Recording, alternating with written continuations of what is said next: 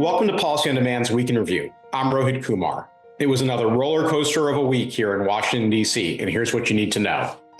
So this week, the conversation's really focused on two topics: tariffs and would the House be able to pass the Senate-amended budget resolution. And I'll be honest, at the beginning of the week, I thought tariffs are definitely coming, and it looked really iffy for the House to be able to pass the budget resolution, given the number of House Republicans that had come out in opposition to the Senate work product. Fast forward to the end of the week, tariffs are on a 90-day pause, or the sort of more aggressive version of the tariffs are on a 90-day pause. And the House managed to pull another rabbit out of the hat. They passed the Senate budget resolution, and now we have a fully operative budget resolution with reconciliation instructions to follow, and we are off to the races.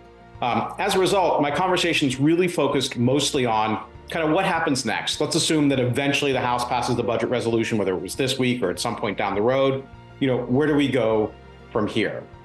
And I'll be honest, I think we are headed towards actual legislation in the month of May.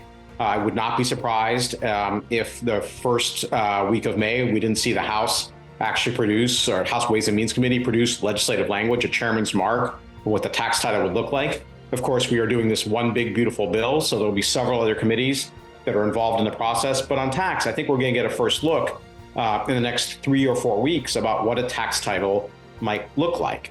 As a result, what I think folks should be focused on going forward is, obviously what's in that tax bill, what tax increases do House Republicans have to consider to make the math work.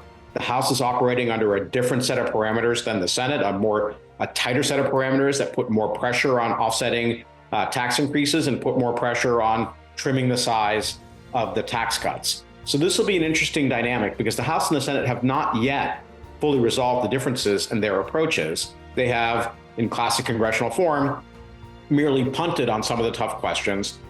But the ability to punt is rapidly coming to an end because at some point this summer, and I suspect it will be end of July, early August, we're going to get a bill through both chambers to the president's desk. So whatever differences exist now will have to be resolved over the course of the next 3.5 months.